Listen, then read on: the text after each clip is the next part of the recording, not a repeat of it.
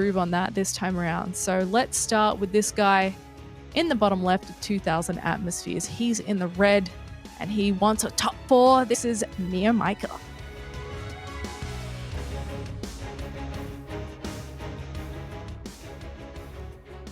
All right, put them in the chat if you got them. I want to see as many ducks as possible. We do have the up-and-coming blue Protoss here from Cranky Ducklings. It's StarDuck.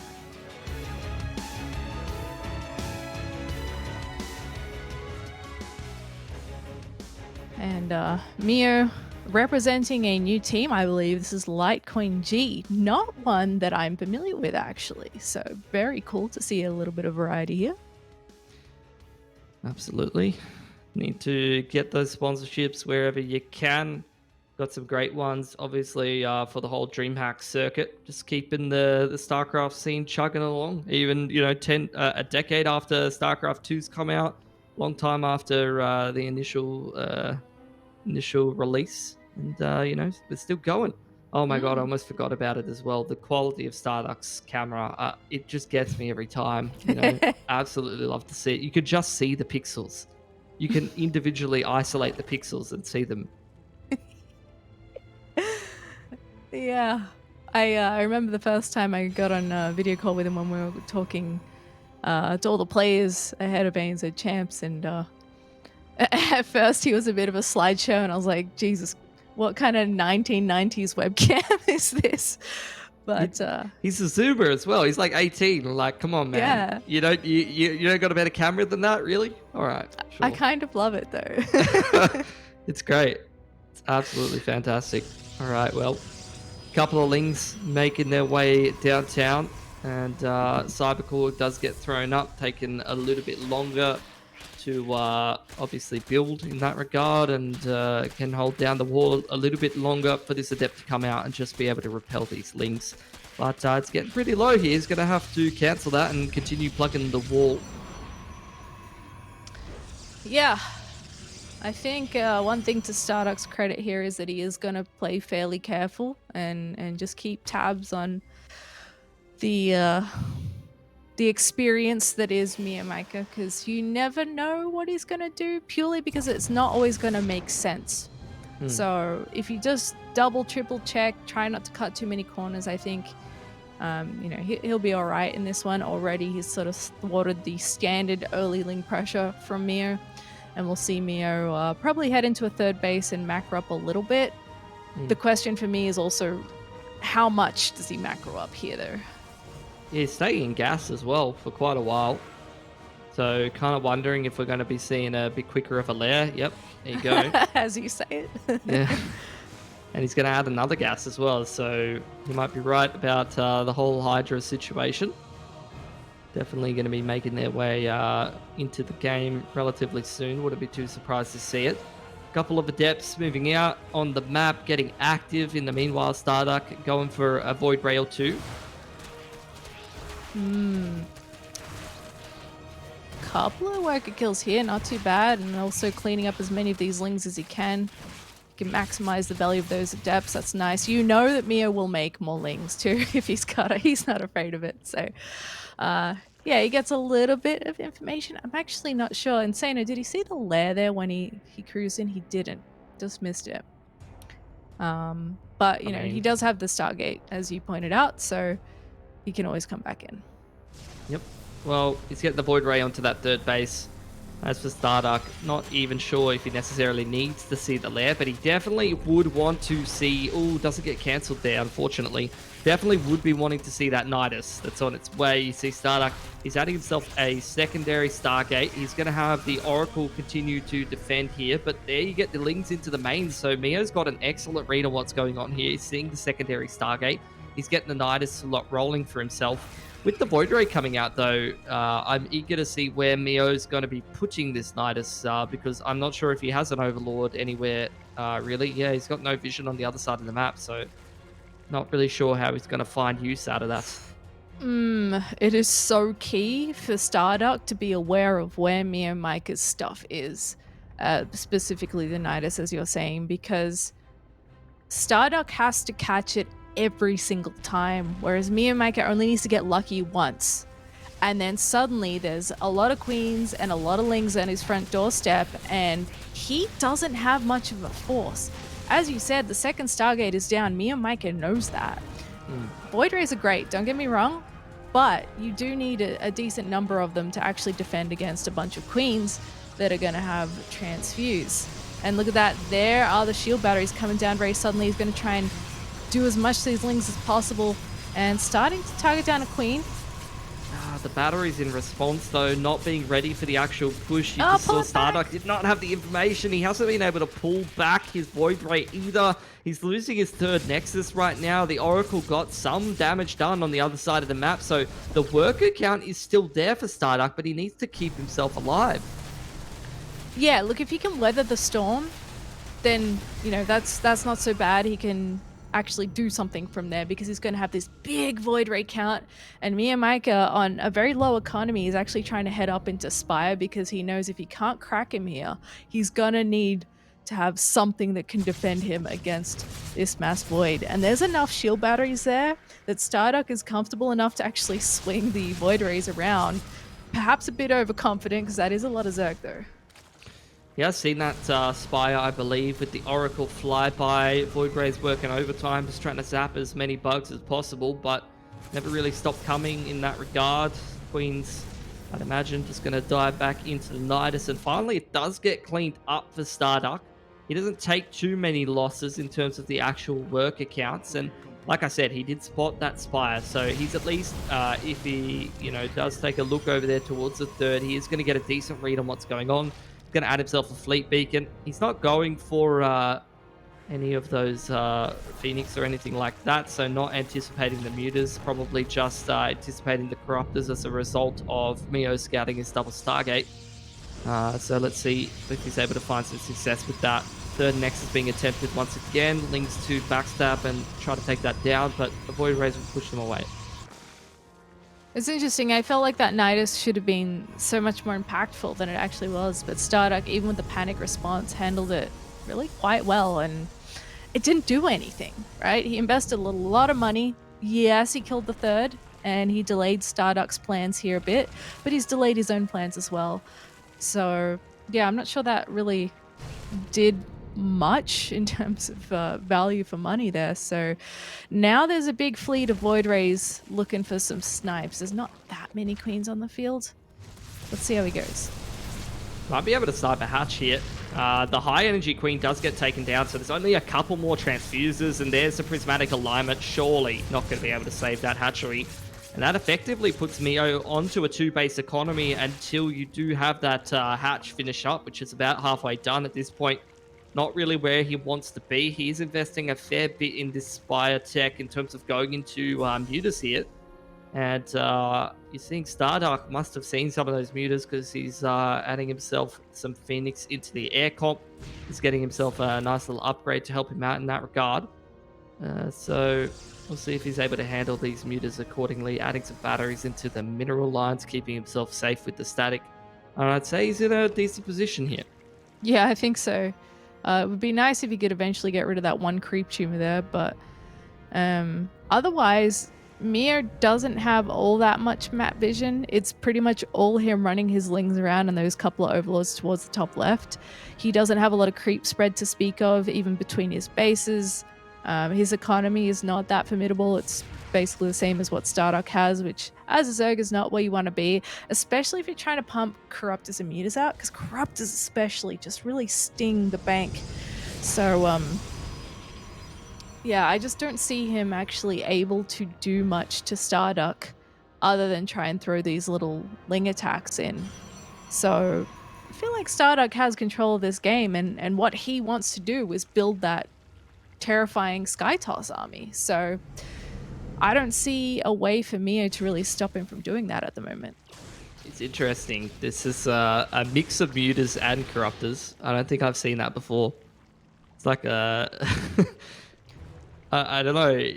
I saw a couple of PVZs yesterday that went to the Skytoss versus the Sky Zerg yesterday, and I didn't see anything like this. So eager to see what he's going to be doing with those. It reminds me a little bit of once upon a time where Zergs wanted to go muta all the time. And if their opponent had Phoenixes, you're forced to put some Corruptors in eventually if you're still committing to the air, because Mutas alone can't take that fight. So he's put a bit of beef in with the DPS, and he's actually going to try and take this fight. The prismatic alignment goes off, and is it actually going to be enough? Those Corruptors are absolutely melting, and the couple of carriers, while not large in number, are really messing things up there. He loses a lot of gas in air units there. Yeah, it's interesting that he wants to take that heads-up fight there. Just dive straight on top of it, because obviously those Void Rays, when they're able to activate the Prismatic Alignment, just output so much damage. And Meo not even able to get a cancel on towards this Nexus towards the right side, so potentially another avenue of income opening up for StarDuck. Meo's outing himself the 5th hatch, but still sitting around 70 drones, starting to drone up a little bit more. At least from the PPCs we saw yesterday, that drone count might want to go up. He's just going to dive in again. He's absolutely ruthless, but he's waited for that Prismatic Alignment cooldown to come down, and it seems like the Zerg units are really thinning out in numbers again. Just trying to force a fight, and he's just trying to force the triangle through the circle hole. It's just not going to go in, mate. It's not going. Yeah, it's a little bit crazy to watch, but I can understand where Mew's coming from, I guess, because the second you see him building that air army and you see the first couple of carriers in there, you're like, no! You think of that like nerd on the forums being like, just don't let him get there, to like that mass carrier army that you don't know how to beat. So haha, interceptors go burr. Yeah, I can kind of understand why he's throwing himself on top of it, trying to cull some of the numbers in there. The problem is that it's so cost inefficient. Oh, this could be nice though. Yeah, good little run by. There is the battery there, so these probes definitely going to take a little while to go down, and there's obviously no ground upgrades for the Lings, so they're going to have a tough time chewing through very many of those probes, if any. And regardless of the nice run by timing, limited success has been found from it. Couple of disruptors being mixed in there just to be able to have some little potential to nuke some of these ground armies if they do come out, or maybe the link counts. And Meo now starting to try to diversify his tech a little bit more. The Corruptor Muta is not really working out for him as much as he might have wanted. So he's going to add himself an infestation. Peter's going up towards that drone count that I expected to see, 80 to 90-ish. And now he's getting active with the mutas and finding some pickoffs here. We'll find bits and pieces damage. While StarDuck does have an air army, it's not that fast when you compare it to a flock of mutas that can kind of dip in and out. And Meo does actually have decent vision around the base still because of that creature and the one overlord towards the left, the Nat. He's also got one down by the watchtower. So he would know if StarDuck actually started to move out because he's so active on the map with his units at the same time. So the only real option for StarDuck to move out unseen would be straight through the middle, and chances are he'd pick up on it anyway. So this is actually pretty nice for Meo, just dipping in and out, trying to keep him busy and doing whatever damage he can while StarDuck continues to mass up. I guess the plan is to max for StarDuck before he does anything.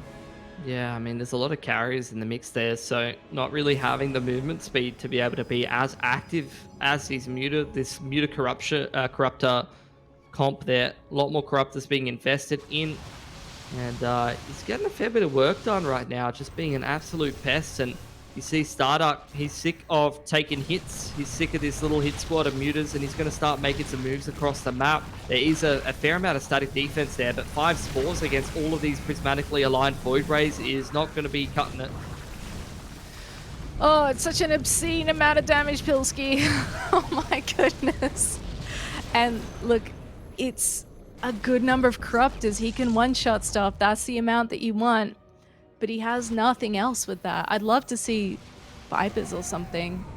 I'm not sure he can actually fight this over shield batteries and stuff, because as you fight, you lose a Corruptor here, a Corruptor there, and then suddenly you can't one-shot things anymore, and your cost efficiency just takes a nosedive during the fight. So it's really hard to know how and when to engage that army. It's often why we see these SkyToss games go so long, because the preferred option is to either pick it apart or to try and like build a creep and spore crawler queen empire and make them have to eventually fight you.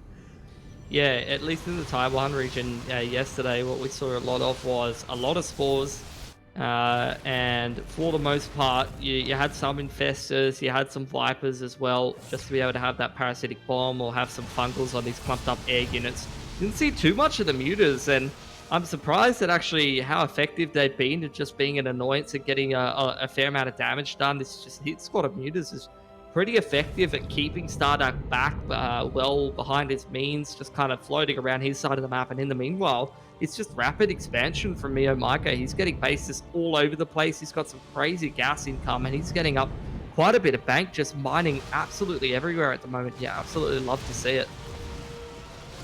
Yeah, Mio was in a not great spot, saying the least, but StarDuck going for this style, he sat back forever. And he's let Mio get to this position where he's just taking whatever base he feels like. There's not a whole lot of pressure on it.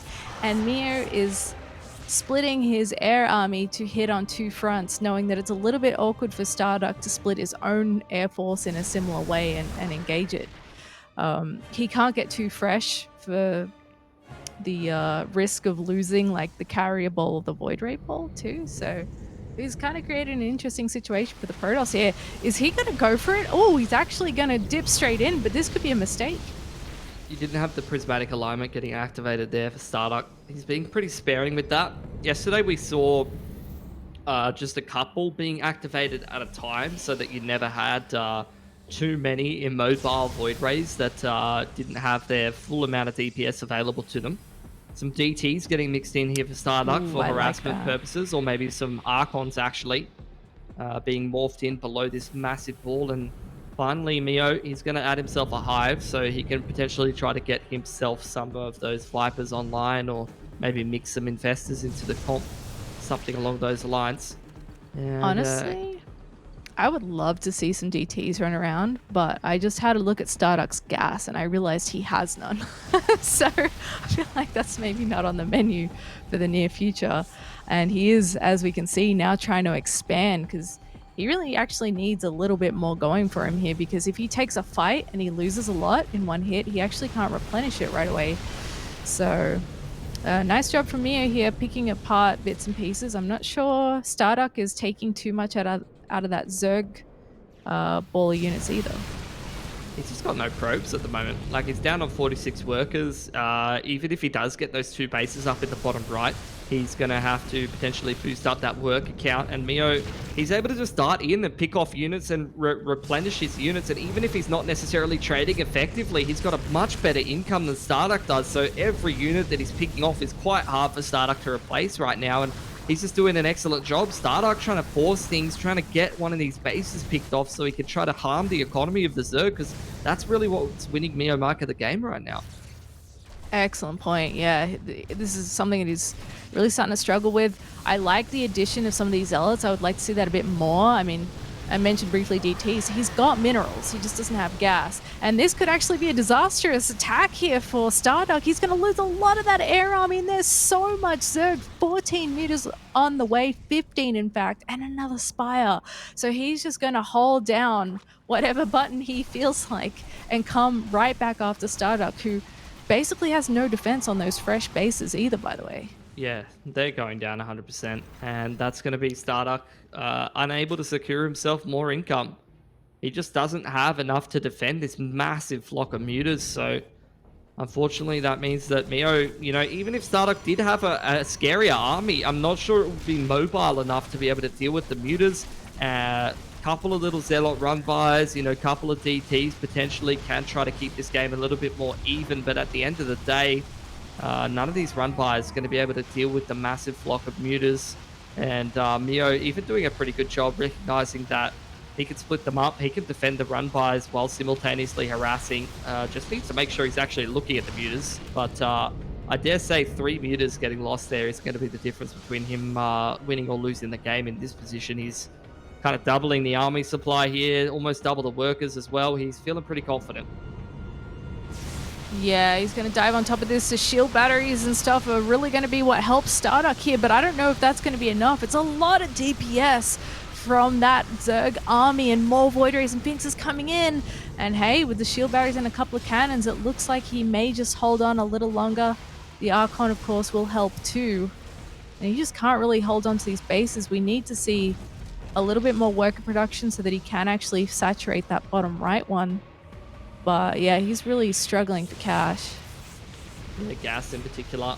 Morphing some more of those DT Archons, mixing in some more Phoenix into the comp, but even if he does go pretty heavy in terms of the Phoenix count, that's where Meo's going to just be able to add more Corruptors, and it's just more and more of these Protoss units getting picked off that are difficult to replace. They take time, they take more money than StarDuck really has access to right now, and just look at the bases on the map.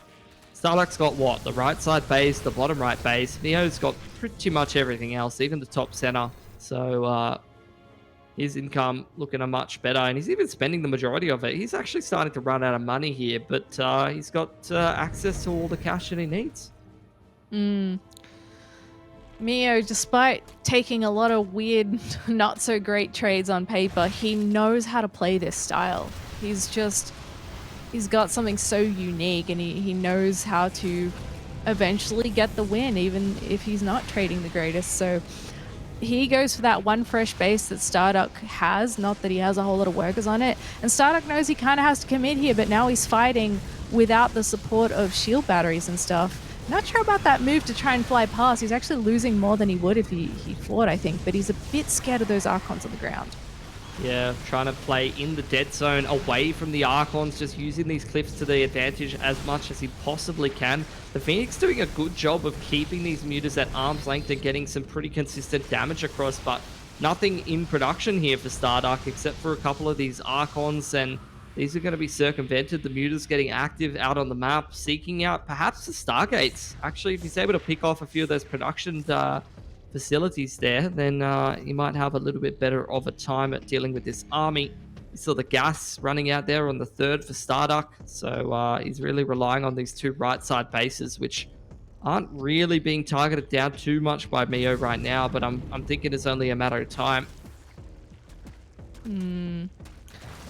Still a decently spooky Protoss ball.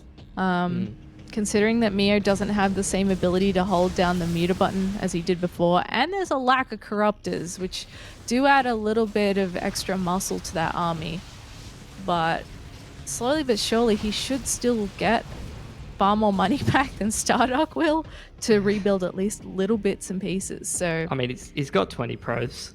Like, yeah, he has no probes. He can't. Like, I'm surprised he's staying alive for this long, to be honest, and it just goes to show how efficiently he's trading with just a couple of units, but he just can't keep replacing it. Like, one carrier at a time, an Archon here it's surely not going to be enough. Yeah, because if you look at the production tab too, Meo is actually going into Roaches knowing that he has to do something about those Archons, and mutas aren't going to be it. So if you can get that one big mass army together, then maybe that's the fight that ends the game. Because StarDuck has been trying to move out here and do something about Zerg for a while, but he's at the point where he's constantly stuck defending because Meo's always in his face and keeping him busy, which allows Meo to go home and rebuild bits and pieces and tailor his army to what it needs to be. So looks like we may end up in this base trade situation. And ultimately, I mean, Zerg always looks a little better in these. He's just got a lot more stuff at the end of the day, and a lot more of that Protoss space is more centralized. Obviously, the mutas are pretty quick, as well as those lings. StarDuck, he does actually pick himself off 2 bases, and you do see Meo, he's going to go for this engagement now, finally feeling confident enough. The Roaches on the ground to deal with those Archons, the mutas just magic box around everything, and attempt to try to spread out as much as possible. And finally, it took a while, but Meo has got that first game win across the line, and he's feeling pretty confident at this point, I'd imagine. That was such a strange game. I love Meo, man. He's just so much fun. He makes it work, even after a bit of a rocky start. I thought StarDuck looked good in the beginning, but as much as you want to play defensive against StarDuck, you also, against Meo rather, you don't want to let him take the whole map. It's a little risky against any Zerg.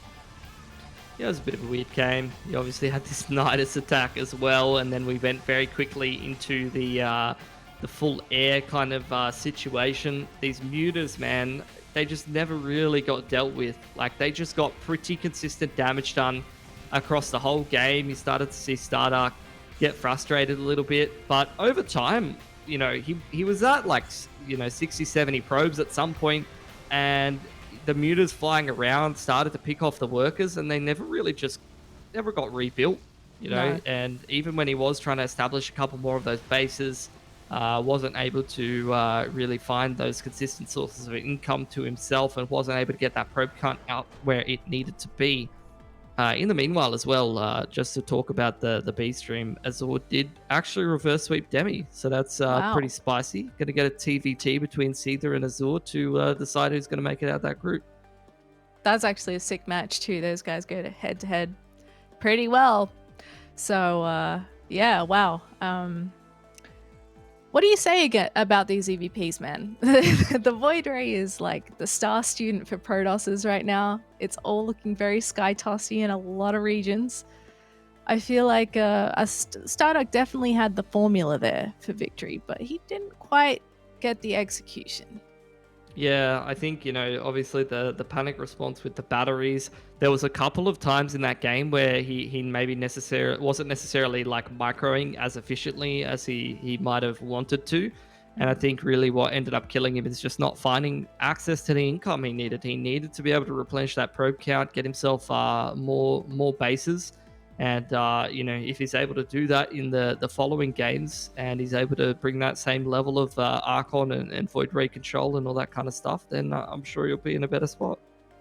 Yeah, he definitely has the ability to take this guy out. I think it's just a bit of experience and confidence that's hurt him in the past. So we'll see soon if he can bring it back in game number 2 and keep his EPT DreamHack dreams alive here for just a little while longer. But before we do that, we're going to go to a quick break. When we come back, map number 2. Don't go anywhere.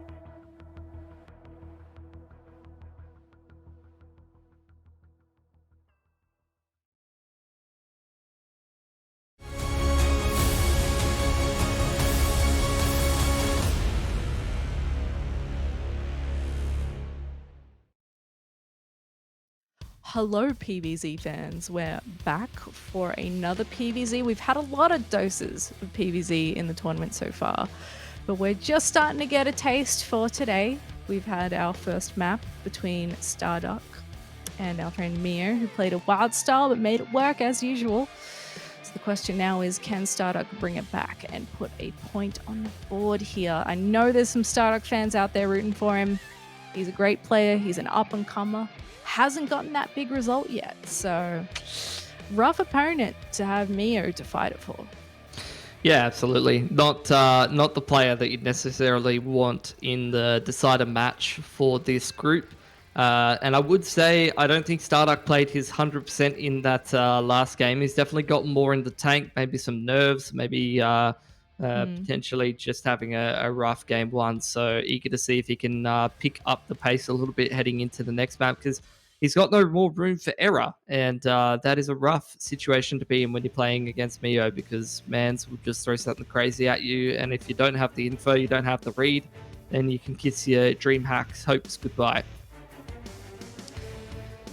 Ooh, and this is a nice long map, isn't it? Jagannatha here for map number 2. Let's see how this man in the top right in the red goes, representing Litecoin G. He's looking for the 2-0. It's MeomaikA.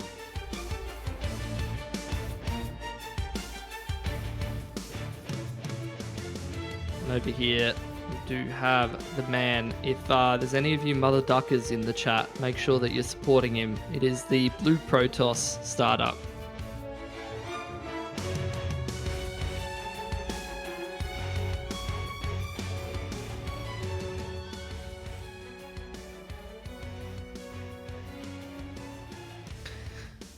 Alrighty. Standard pull first from Mio. This is how people like in Diamond League play on ladder.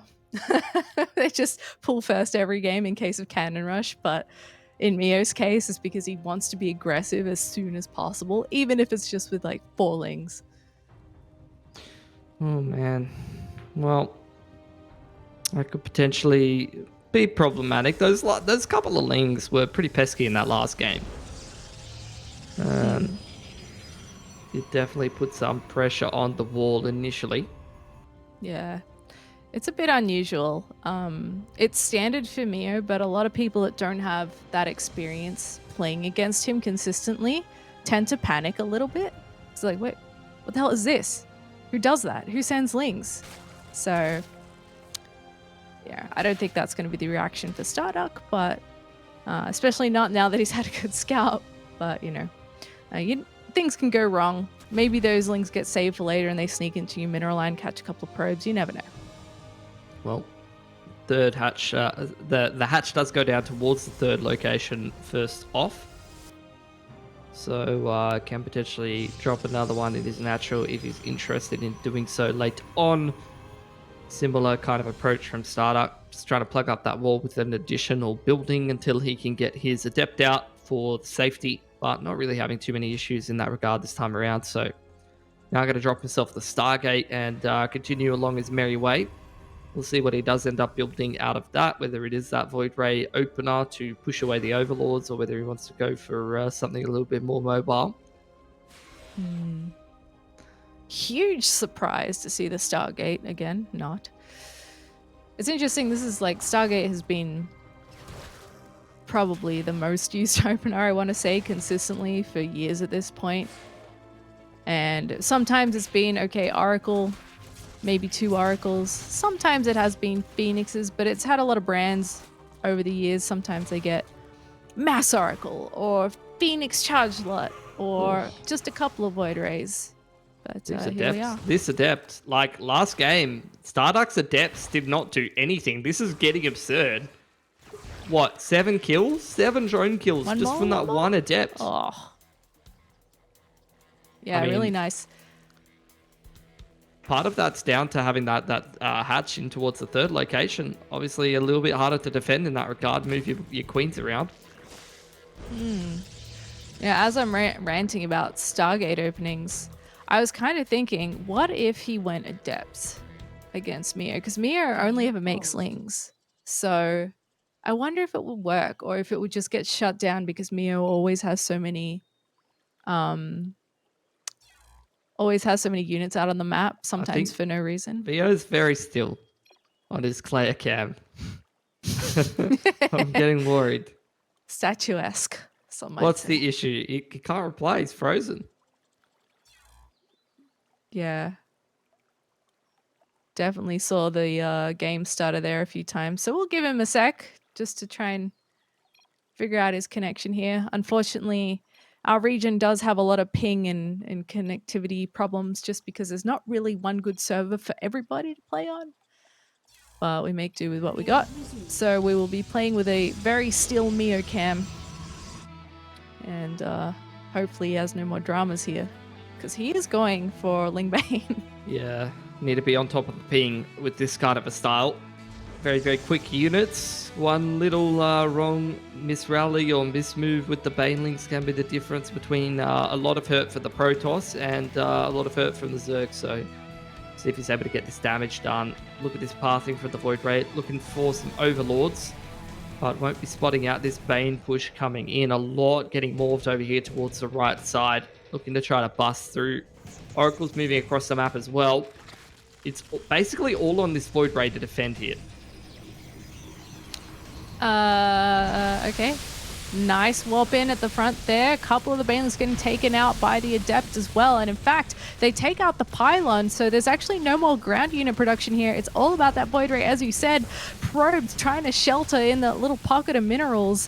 One Adept coming back to try and help out here. He really needs to build an extra pylon there to get that back up and running. But he's not going to have a whole lot of mining here for a little bit as he tries to clean this up. There we go. He's got the block, but that gateway's going to go down too. Yeah, just more and more Lings getting rallied across the map, and he's able to get so much damage done. Meo quite happy with how it's gone. He's going to start droning behind this. He's still got more Lings coming across the map, and he's looking to just try to pick off as many probes as he can possibly get before he moves through the rest of this game. Again, the hole in the wall does get plugged up, but in the meanwhile, that third Nexus will almost certainly get cancelled. So at least was able to make sure that he gets that 300 extra minerals. The one Baneling in towards the main, trying to be a bit sneaky, trying to run down in towards the natural and just explode on any injured probes, but wasn't quite able to do it. After all said and done though, Meo is moving into the lair now. He's droning up, he's adding some spores for safety, and potentially will grab himself an additional hatch and move through the game semi-normally. Want to see what his choice of lair tech is though, because you're talking a lot about Hydras.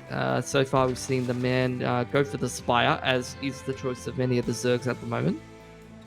Yeah, funny how I'm like, yeah, he goes Ling Hydra all the time. We get into a match and we haven't seen a single one of those Hydras come out. But, you know, that's Meo for you. And that's what makes him exciting, because coming into Jagannatha, I couldn't have told you that he was going to do a Bane Bust. It's unique to him, like flavor of the day. You know what? I don't need my normal natural. I'm going to take the third as my natural and then just go for it. So he definitely keeps it exciting, and we'll see where he goes from here as StarDuck tries to get his economy back on track after losing so many workers. Hey. It's actually pretty nice for Meo. There you go. Ask and you shall receive. Hydrogen comes in, and I'm keen to see how Meo navigates his way through. If he's going to stay on a relatively low drone count and just go for a bit of a follow-up push in there with those Hydras and Lings and Banelings, and just try to put pressure on StarDuck, who's kind of going on the front foot with the Void Rays now as he tries to establish himself this third Nexus. Yeah, he certainly is. Still getting some worker kills is StarDuck with the Oracle. He's also picked off an Overlord or two with the Void Ray, trying to get some Queens. He really wants to get some damage done in return for all those probes that he lost back at home. He is flushed out of there for the moment, but there's definitely more Overlords and such that he could pick off if he wants to do a circle around the map. Well, got some info there. And you see StarDuck transitioning. He's adding himself the Robo. He's adding himself the Forge. But I'm not sure if he's going to have the splash damage ready before these Hydras do start to make their way out on the map. Oh, that's a lot of Void Rays getting caught there already. The numbers being thinned by the Queens, who are really starting to get this creep spread kicked off. No Spore in position to defend that hatch, so more drones going down, at least for the time being. Yeah, I'm not sure Mia's going to replace those either because, as you pointed out, with that creep starting to happen, look how many Hydras he's been building, and he's getting Hydra speed right off the bat here, not going for range. Obviously, the mobility is nice regardless, but he's starting to walk those Queens out, and those Hydras going to join. And what does StarDuck even have, Pilsky? He's trying to get himself some cannons, but 2 Sentries and 5 Adepts are not going to cut it. I think his Robo's a little bit further out of control. 1 Queen does get picked off, but the Void Rays are not being microed, and the majority of them going to go down, and that's pretty much the only fighting force that StarDuck has access to. He's going to overcharge the shield battery, but with the Hydras coming in, that's a lot of DPS straight onto that Void Ray. Surely it goes down there. Huge deeps. And while he's holding on valiantly here and the numbers of the Zerg are dwindling, he's still got a fair bit of firepower here now that the shield batteries are starting to lose energy. We'll see if he continues to press the issue. He's going to try and take a different angle here, maybe go in for the natural where there's not that shield battery cannon defense and force a reaction from his opponent. We see the production tab, he is still going to produce units and send them across the map. He is trying to get more gas. I wonder if that's because he wants to think about transitioning out or just because he doesn't have enough Hydras rallying in for his liking. Yeah, already has that speed upgrade, and he's almost got the range, so that's definitely going to help him start to siege up in about 3 seconds here. He's going to be able to get a little bit more range there, and that might actually catch StarDuck off guard if he's not careful. He needs to make sure he's staying on top of this Void Ray control and keeping them in the dead space. The Disruptor getting chrono boosted out could be a little bit of a difference maker to try to help StarDuck hold on, but this attack is so scary. It would have to be the dream Disruptor shot from here. Well, it could be, to be honest, because these are Hydras, yes, with the speed upgrade, but still, you know, they're not that mobile to split them at the last second, and he doesn't have a whole lot of room to maneuver here. Let's see how he goes as that Disruptor rolls in. And he does lose, what, 3, maybe 4 there? And that's just enough to help StarDuck clean this up. Hero Disruptor actually does hold. And I didn't see StarDuck, he lost a lot of infrastructure there. He lost the gates in the front side, but he didn't actually lose that many workers, and he's still sitting up at a pretty significant worker advantage. It's not like he lost that 3rd Nexus or anything like that. He's adding himself some more static defense for safety to just try to keep him a little bit more comfortable over towards the natural, and he's getting a fair few Disruptors out now. That one's going on an adventure. I'm a little bit worried. Getting a little bit brave there. And Mia perhaps having a little bit more lag here, so we'll just have a second to let it settle. But he is continuing to produce a bit of a combo of drones and lings here. And Hydras. So I suspect that he may try and keep a bit of pressure up, but we may not see him fully commit. You never know, though. Alrighty, well. Movement out on the map from the Hydras yet again. Aspire does go down in combination with some more gases being added, trying to go up to 6 gases here for Mio. So starting to try to transition in towards that late game Zerg. A nice catch on that Disruptor is going to be able to pick that off and get away mostly scot-free as the Hydras do filter out of there. And I don't know. Mio now evening up that worker count. He's pretty late transitioning into air here. I would be interested to see if he can actually catch up in that regard, because he's way behind the 8 ball in terms of that kind of tech. Curious. So StarDuck, as Insano just showed us, hasn't actually seen the Spire, but he is already producing some Phoenixes. So that bodes well, because Phoenixes always have utility, right? But also, if Mio decides to opt for the same composition as last game, then he has that head start on dealing with Mutas and Corruptors. So let's see what pops out of that Spy here in a moment. But so far, I mean, StarDuck's held on well. As you said, he really didn't lose any more workers past that first bust. And now he's got quite the air army. Put himself in a good position, similar to that last game, but definitely towards that mid to later game is where things started to slip for the man. So I hope that he can definitely, steer the ship in the right direction this time around and capitalize where he kind of fell a little bit short in that last game. Gonna add himself another Nexus here. Gonna grab himself the Twilight as well, so maybe some potential for some Templar or some Spellcasters behind that. Grab that charge upgrade, give himself some counterattack options. Nice pickoffs on a few of these Disruptors here. The prismatically aligned Void Rays again, outputting so much DPS. This is a nicer approach already from StarDuck to stand his ground here and try and do some damage. Oh, that's a really nice Disruptor hit as well. And MeomaikA is actually just forcing the engagement here. He's trying to rely on what DPS he has plus some rallying units to do the damage, but there's not enough here. And there's a GG. StarDuck stays alive after weathering the Meo storm. Yeah, absolutely love to see it.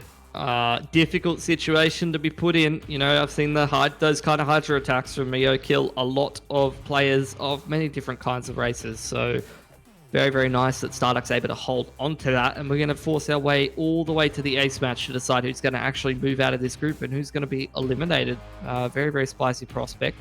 All the way to a game 3. Both of the 2 games so far pretty different, pretty unique from one another. So I would love to see something. You know what? Like, if you're gonna get a crazy 45-minute long game, a decider to see who goes to the next stage of the bracket, I wouldn't complain too much. Did I imagine it, or is the next map possibly Blackburn? It is. Yeah, it is Blackburn. Yeah, right. Interesting. That is a very weird map to have a game 3 on. But yeah, I think that changes things a little bit, actually. Meo does like to take the gold base on that one, so we'll see how that goes. But basically what happened in this map is that StarDuck was able to weather the Meo storm, and that's basically how most people that have a good win rate against him win. They just let him throw those units at the defenses until they find a moment where they're like, okay, he actually doesn't have enough to hold me off if I attack now. And that's basically how that worked out for StarDuck, despite the bit of a rocky start there.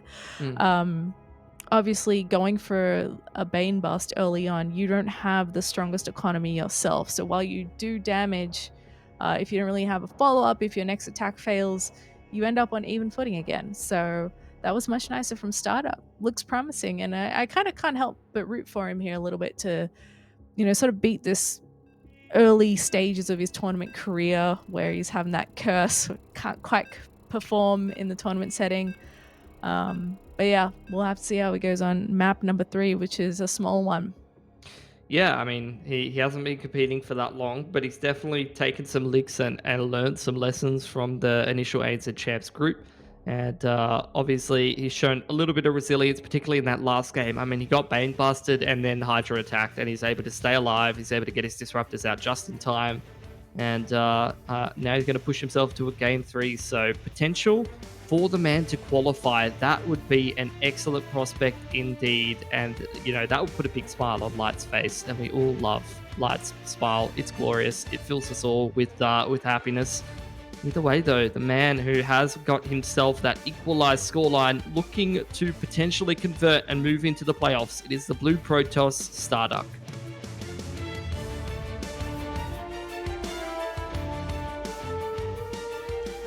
But this man is standing in his way. He is a master of aggression in the bottom right here. This is MeomaikA.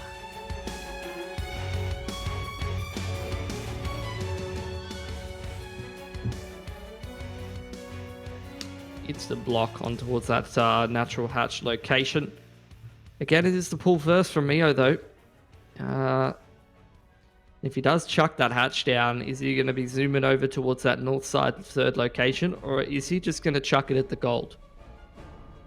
It's Meo. Surely he's taking the gold. It looks like he's just going to chuck it at the gold. There you go. If he didn't take the gold, I'd be like, are we sure this is Meo playing now? We don't see the player cam. This feels like a map that's made for him, you know? Like, it's got a couple gimmicks in it. It's got a couple cheeky little things you can do. He's already going for it. How can he defend that, though? Because, obviously, the Stargate opening, pretty common. And the bases between the natural and the main, very, very far away from each other. So, need to anticipate that. Need to have a queen over there early enough. If not, the Stargate pressure, you know, the Adepts just basically camping, setting up a nice little toasting fire right behind the gold over there with a couple of adepts is a recipe for success. Seen it a couple of times already. Yeah, that's exactly right. I feel like the gold is just such a double-edged sword. It's not even worth it half the time that we've seen it.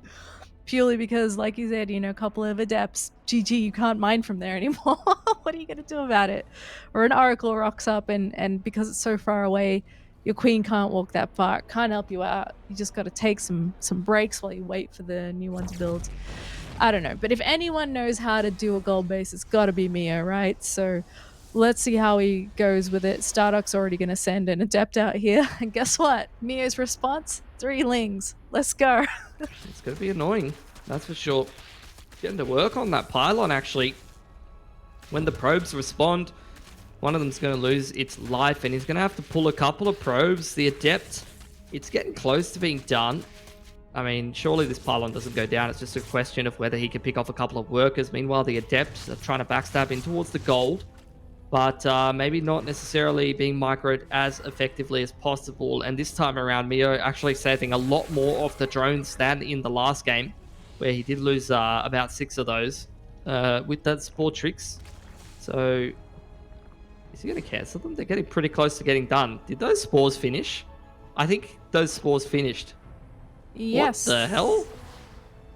Well, I guess he's sort of caught on that StarDuck's style here is gonna be Stargate, and he's gonna need those eventually anyway. So yeah, why not keep them? They are a little bit early. They're not super efficient timing or anything, but he's got to save drones and he's got to get spores at some point. So yeah, and here he is again having success with more lings.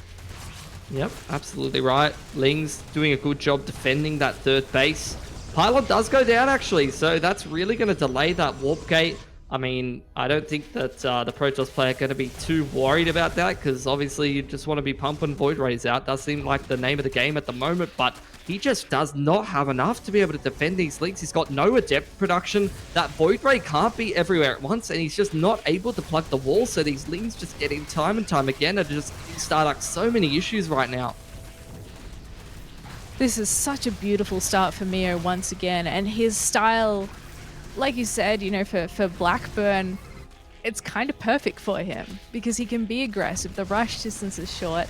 StarDuck hasn't really even been able to block off here successfully, and so he's getting these lings into the natural. He stopped the harassment of his gold base, which is just mining very comfortably right now, and he's already got Lair heading into Hydras.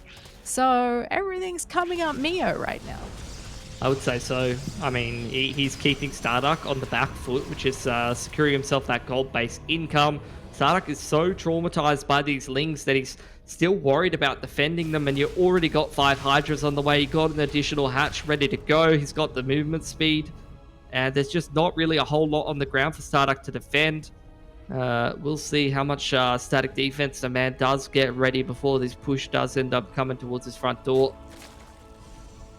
Yeah, I think StarDuck getting a third base is going to be difficult because when he eventually ventures out there, he's going to be met by Ling Hydra aggression, surely, because that's just Mio's brand. Oh no, the Oracle going down as well. I thought that he was going to keep pumping Hydras because he just had a really nice timing with how early that Hydra 10 was, but he's actually just doubled up on the hatches. It's a couple of Hydras basically just for the defense to be able to run around as a hit squad and be able to deal with Oracles or Void Rays. And in the meanwhile, Man's just droning up a little bit more, getting a bit more economy. He's starting to produce some more units now and able to connect some of these bases with the Overlords doing a bit of creep. And it makes sense too, because he did sit on 2 base for a lot longer than a Zerg normally would, purely because he went for the gold and the aggression on top of that. So I like that he's going to sit and drone for a little bit just to get to a more comfortable position, at least by Mio standards. Like most Zergs are like, oh my god, I don't have 65 plus drones, I've lost the game. But Mio's quite comfortable in that 40 to 55 range. So as long as he's there, he's fine. He's got enough money to be aggressive, take map control, and hopefully keep the Protoss from growing too big. So yeah, I think this is pretty much his plan going as expected, and StarDuck is going to need to find a way to slow him down. Question is, what is that? What do you do? Yeah, Mio's just had this gold base he's come for such a long time, completely undisrupted. This base has really paid off just from rolling that drone up there so early on. He's just really rewards of that. He's starting to transition. In fact, both of these players starting to transition in terms of the tech. You see StarDuck going for that Colossus Den. Mio's grabbing himself the Spire. So both of these players going to be changing up what their approach is. Shield battery going to keep that door firmly closed, and actually StarDuck going to drop himself the Nexus towards the bottom middle side there. A bit of a sneaky base with the Prism. And Mio, I don't think he has any speedy overlords or anything like that, so until some units start popping out of that Spire, I don't think he's going to be seeing that base for a little bit. I really like that from StarDuck too, because you got to kind of fight cheekiness with cheekiness. I think the one downside though is that when those mutas come out, he can't defend it really. Or rather, he's going to have to tie up his air units sitting there until he has either enough of a force or enough static defense that it doesn't need to be babysat anymore. But yeah, let's see how he goes with that base. I do like that he's decided to go for disruptors right off the bat in these last two games. That's definitely helped him out a lot. Yeah, and the thing is as well with StarDuck, this time around he's not hard committing into more and more of these air units and adding additional Stargates. Instead, going into a more standard of a ground sort of Protoss army, going into charge, getting himself some Archons, some Disruptors, as you did mention, and he's only getting like that one Phoenix output out of the Stargate, which is not going to be enough for him to catch up to this muta count. And with all of the Hydras on the low ground as well, going through the rocks, I dare say that Nexus is never going to get off the ground. So that's essentially just, 600-700 minerals thrown in the bin. You thought you could have a secret base, you fool! Oh dear. Well, at least he already had the other Nexus building because he knew there's a high risk with taking that base. So he wasn't going to put all his eggs in one basket. Oh, those probes haven't been mining. They're just chilling. And now they're probably going to die. Can these disruptors pay for themselves? A couple of decent hits on the Hydras, actually. But that's a lot of Lings, and he doesn't have a whole lot of damage output at once to clear those up quickly enough. Yeah, there's just so much here for the Zerg. So many Lings. Even if this attack doesn't end the game, surely that third Nexus does get taken out. The Protoss just been forced to sit on a two-base economy for such a long time. And Mio quite happy with his attack there. Takes out both the bottom side base, the left side base. He's on 4-base economy plus the gold. He's chilling on those 65 workers. He's totally happy with how this game's going. And StarDuck, he knows his options are limited at this point. He's very supply block, dropping 6 pylons, and he's going to try to start to move across the map. But he's got half the army supply of Mio. I don't see him getting too much done here. I feel like if this was in a game 3 for a qualifying match, he might have tapped already. But it's worth a shot. It is it isn't an invincible Zerg army, but it's going to be tough for sure. There's static defense coming up. Mio's taking it seriously, knowing that if he holds here, he's got it in the bag. Chargelot's coming in first. They're going to try and tackle the Lings. Archon's in support along with these disruptors. Is it enough from StarDuck? He's going to try press forward here. A little bit spooked from those spine crawlers. Going to back up, get another warp in. More mutilating being reinforced, and even if it's not so efficient against all of these Archons, it's more than enough units to just get the job done. It's just too much Zerg. It's seeming like the last couple of Void Rays going down, a few Disruptor shots which are hitting their marks, but Defender's advantage for the Zerg. Every kind of advantage for the Zerg. Gold base, extra workers,